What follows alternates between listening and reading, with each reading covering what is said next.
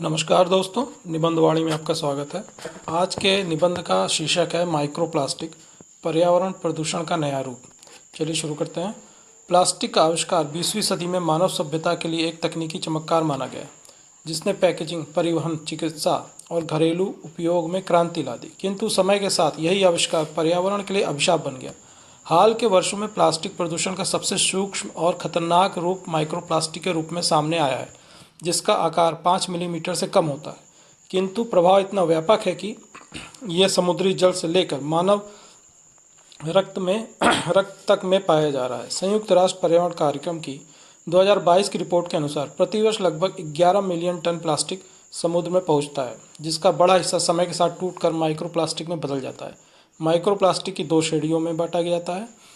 प्राथमिक माइक्रोप्लास्टिक वे हैं जिन्हें जानबूझकर छोटे आकार में बनाया जाता है, जैसे कॉस्मेटिक उत्पादों में, स्क्रब, टूथपेस्ट और औद्योगिक पेंट में प्रयुक्त माइक्रोबीड्स।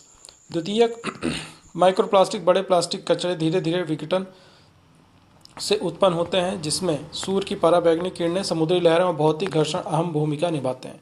2023 में नेचर पत्रिका में प्रकाशित एक अध्ययन ने संकेत दिया कि गंगा और यमुना जैसी नदियों में प्रति लीटर पानी में औसतन 4000 तक माइक्रोप्लास्टिक कण पाए गए हैं, जो प्रदूषण की गंभीरता को दर्शाते हैं। माइक्रोप्लास्टिक के प्रमुख स्रोत विविध हैं। इनमें पुराने प्लास्टिक बैग, बोतलें, मछली पकड़ने का जाल, टायर घिसने से निकले कण और सिंथेटिक कपड़ों की धुलाई के दौरान निकलने वाले सूक्ष्म रेशे शामिल हैं। एक बार ये जल स्रोतों में पहुंच जाएं, तो जल शोधन संयंत्रों द्वारा इन्हें पूरी तरह से हटाना लगभग असंभव हो जाता है।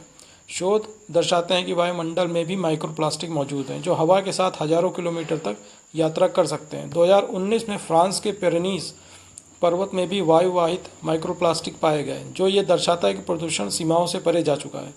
माइक्रोप्लास्टिक समुद्री पारिस्थितिकी के लिए गंभीर खतरा है। समुद्री जीव उन्हें भोजन समझकर निगल लेते हैं, जिससे उनके पाचन तंत्र में अवरोध, कुपोषण और मृत्यु तक हो सकती है।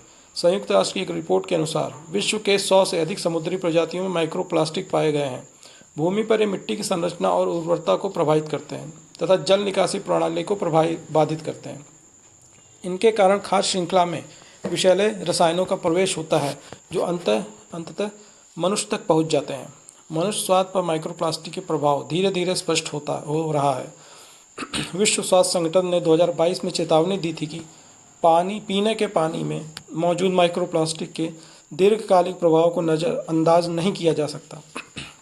यह शरीर में प्रवेश कर हार्मोनल असंतुलन, प्रतिरक्षा प्रणाली की कमजोरी और यहाँ तक कि कैंसर जैसी बीमारियों का कारण बन सकते हैं।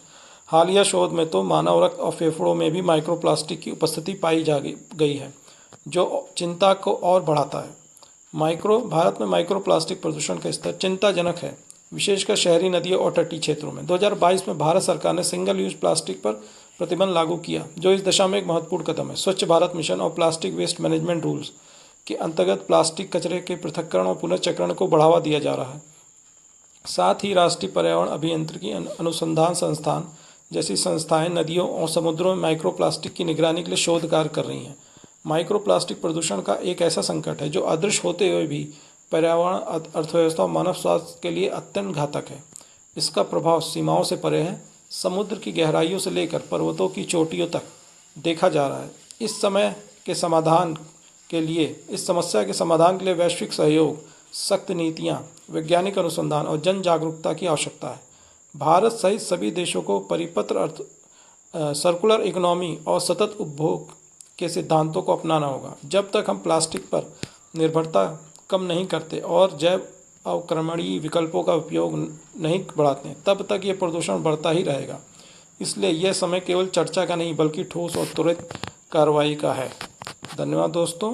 PDF के लिए टेलीग्राम चैनल को ज्वाइन करें और लिंक डिस्क्रिप्शन में है।